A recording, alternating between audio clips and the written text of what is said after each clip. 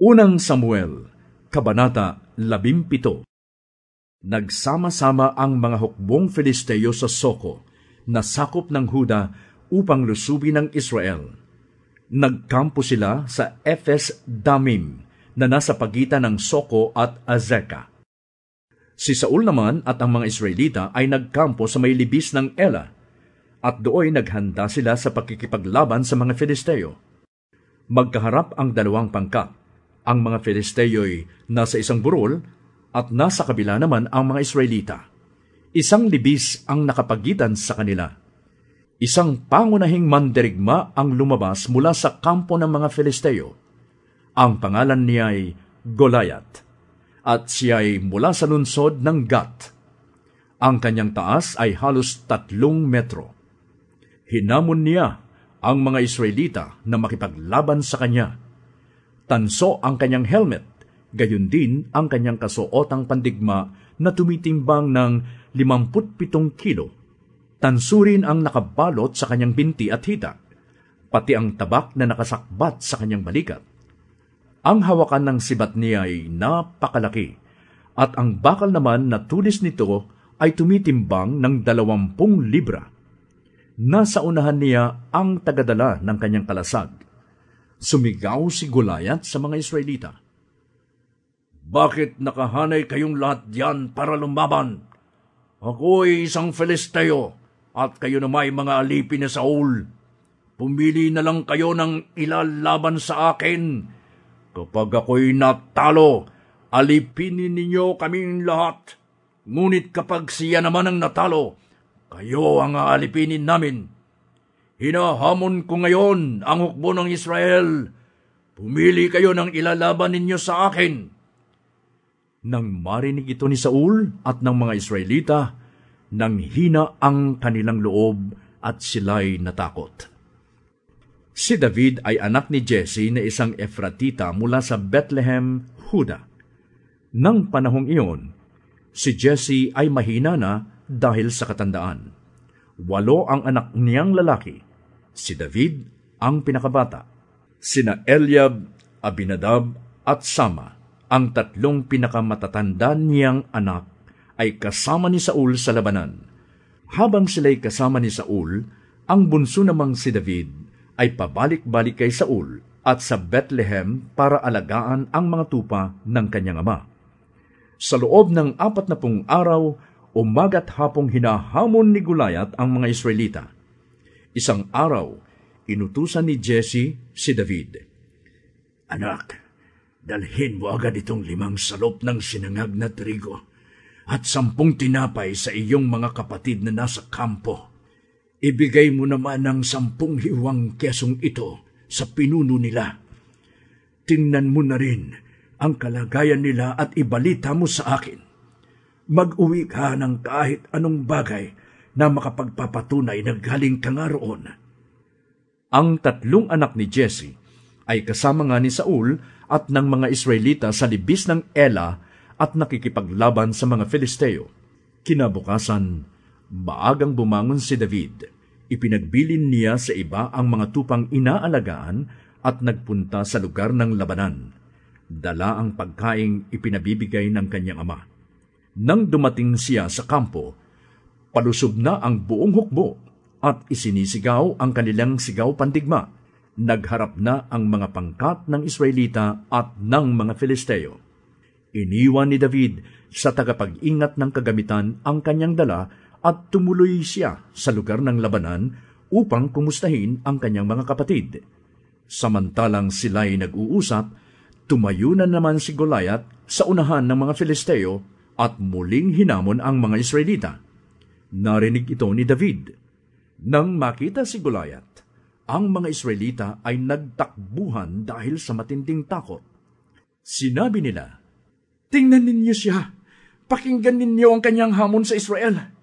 Sino mang makapatay sa kanya ay gagantimpalaan ng hari.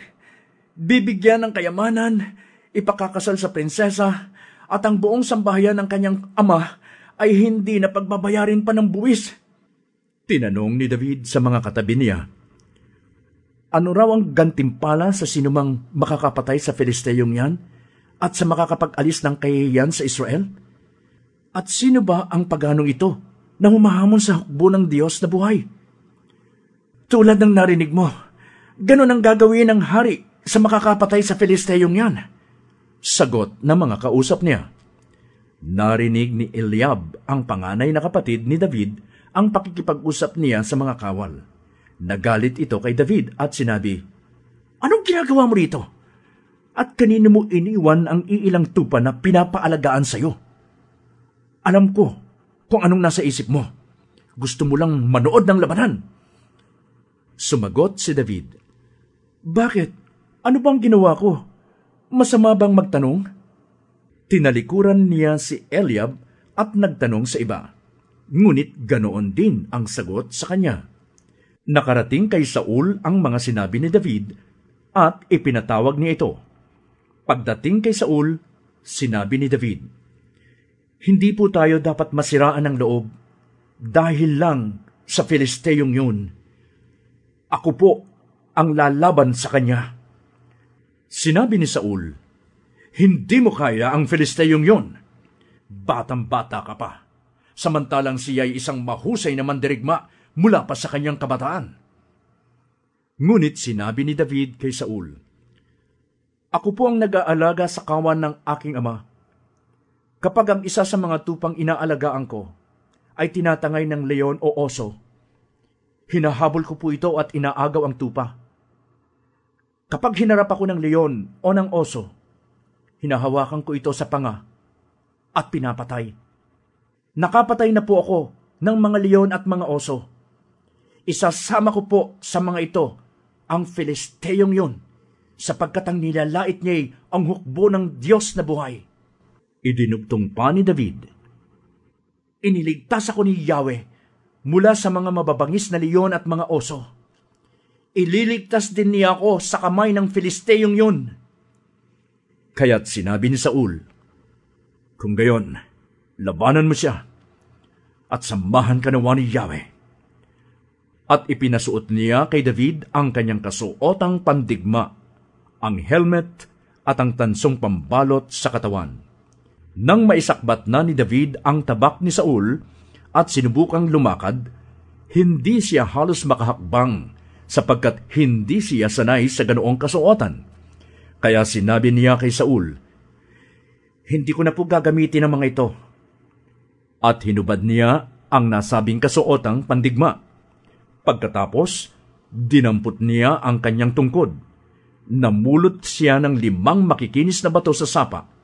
Inilagay sa kanyang supot na pampastol at lumakad upang harapin si Goliath. Si Goliath naman ay lumakad ding papalapit kay David, sa hulihan ng tagadala ng kanyang panangga. Nang makita niyang si David ay isa lamang kabataang may maamong hitsura, nilait niya ito at pakutyang tinanong, "Anong akala mo sa akin? Aso ba ang lalabanan mo at may dala kang patpat?" At si David ay sinumpa ng Filisteo sa pangalan ng kanyang Diyos. Sinabi pa niya, "Halika nga rito, at nang maipakain ko ang bangkay mo sa mga ibon at mga hayop." Sumagot si David, "Ang dala mo'y tabak, sibat, at pantusok.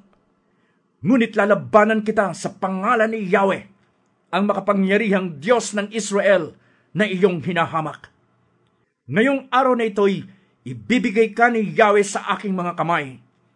Pababagsakin kita at pupugutin ko ang ulo mo, at ipapakain ko sa mga ibon at sa mga mababangis na hayop ang mga bangkay ng mga kawal ng hukbong Filisteo. Sa gayon, malalaman ng buong daigdig na may Diyos sa Israel, at makikita ng lahat ng narito na makakapagligtas si Yahweh kahit walang tabak at sibat. Kay Yahweh ang labanang ito, at ibinigay na niya kayo sa aming mga kamay." Nagpatuloy ng paglapit si Goliath. Patakbo siyang sinalubong ni David sa lugar ng labanan. Dumukot siya ng bato sa kanyang supot at tinirador niya si Goliath. Tinamaan ito sa noo at bumaon ang bato roon. Si Goliath ay pasubsob na bumagsak sa lupa. Natalo nga ni David si Goliath sa pamamagitan ng tirador at bato. Napatay niya ito kahit wala siyang tabak. Patakbong lumapit si David. Tumayo sa likod ni Goliath, hinugot ang tabak ni Goliath mula sa suksukan nito at pinugutan ng ulo. Nang makita ng mga Filisteo na patay na ang kanilang pangunahing mandirigma, sila'y nagtakbuhan. Sumigaw ang mga kawal ng Israel at Huda at hinabol nila ang mga Filisteo hanggang sa Gat, sa may pagpasok ng Ekron. Naghambalang sa daan ang bangkay ng mga Filisteo mula sa Saaraim hanggang sa Gat at Ekron. At nang magbalik ang mga Israelita buhat sa paghabol sa mga Filisteo, hinalughog nila ang kampo ng mga ito at kinuha ang lahat ng kanilang magustuhan. Dinala ni David sa Jerusalem ang ulo ni Goliath, ngunit iniuwi niya sa kanyang tolda ang mga sandata nito. Nakita ni Saul nang sinusugod ni David si Goliath.